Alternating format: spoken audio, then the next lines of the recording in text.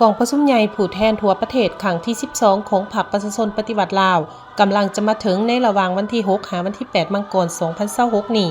และถือว่าเป็นเหตุการณ์ทางประวัติศาสตร์ที่สำคัญที่สุดของศาสตร์ในปีนี้กองประชุมใหญ่ผู้แทนทั่วประเทศครั้งที่ 12 ของพรรคประชาชนปฏิวัติลาวแม้นเป็นเหตุการณ์ทางประวัติศาสตร์สำคัญของพรรคและของศาสตร์มีความหมายสำคัญพิเศษกองประชุมใหญ่เป็นองค์การนำพาสูงสุดของพรรคตัดสินปัญหายุทธศาสตร์พื้นฐานและยาวนานของการปฏิวัติแห่งการพัฒนาประเทศศาสตร์ในแต่ละระยะ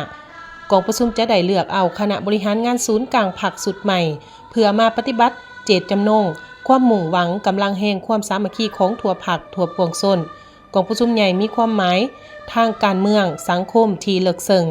เป็นการสร้างความเชื่อมั่นต่อประชาชนและเสริมสู่บทบาทการนำพาของพรรค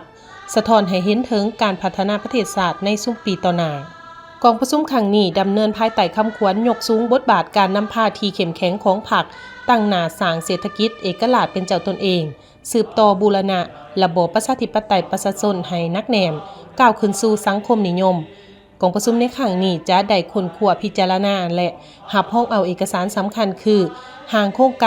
ารเมืองฉบับที่ 3 ของพรรคหางรายงานการเมืองของคณะบริหารงานศูนย์กลางพรรคสมัยที่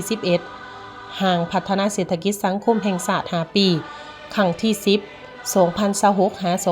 2030หางกฎระเบียบพรรคประชาชนปฏิวัติลาวสมัยที่ 12และเอกสารสำคัญอื่นๆบรรดาเอกสารสำคัญดังกล่าวแม้นเป็นการกำหนดแนวทางการเมืองและแนวทางการจัดตั้งปฏิบัติของพรรค